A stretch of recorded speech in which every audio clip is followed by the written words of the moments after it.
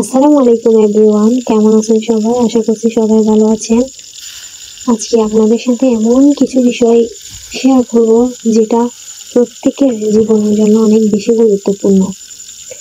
আপনি যদি 9টি লক্ষণ দেখেন তাহলে বুঝবেন আল্লাহ আপনার প্রতি রাগান্বিত। এই 9টি লক্ষণ কি কি সেগুলো আমি আপনাদেরকে বলতেছি। 1, তিনি আপনার জীবন থেকে সালাত অর্থাৎ নামাজ সরিয়ে নেবেন। আপনি অবহেলায় বা যে কোনো কারণে নামাজ আদায় করতে চাইবেন না। সো আপনার জীবন থেকে নামাজ সরিয়ে গেলা মানে হচ্ছে আল্লাহর ফরজ ইবাদত থেকে আপনি বঞ্চিত হচ্ছেন। সো যার ফলে আপনি গুনাহগারের শামিল হবেন।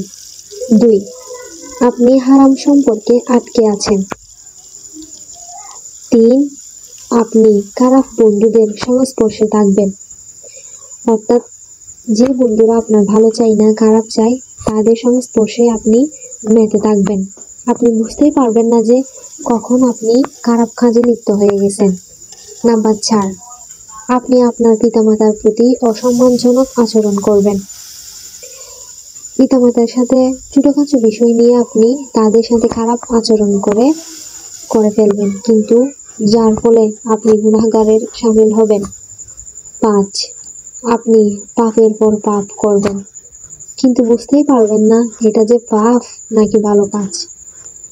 আপনি নিজের অজান্তে এই পাপগুলো করে ফেলবেন। 6, আপনি খুব বেশি সময় নষ্ট করবেন। অযথা অকারণে আপনি নিজের সময়গুলো নষ্ট করবেন। 7, আপনি কোরআন থেকে অনেক দূরে সরে যাবেন। অর্থাৎ কোরআন তেলাওয়াত, যেটির মাধ্যমে আমরা আমাদের জীবন মরণ সব কিছু সম্পর্কে জানতে পারি, সেই কোরআন থেকেই আপনি নিজেকে সরিয়ে নেবেন। 8, আপনি যখন একটি পাপ করবেন তখন আপনি খারাপ বোধ করা বন্ধ করবেন। অর্থাৎ নিজে কখনোই একটা যে খারাপ কাজ করে ফেলছেন সেটার জন্য যে একটু খারাপ বোধ হয় সেটা আপনি বুঝবেন না এবং করবেনও না, মনে করবেন ভালো কাজ করেছেন। 9, আপনি আল্লাহর কাছে ক্ষমা চাওয়া বন্ধ করবেন। যেখানে 5 ওয়াক্ত নামাজই আপনি বাদ দিচ্ছেন সেখানে ক্ষমা চাওয়া তো দূরের কথা, নিজের চাওয়া পাওয়াটুকুই বন্ধ করে দিবেন।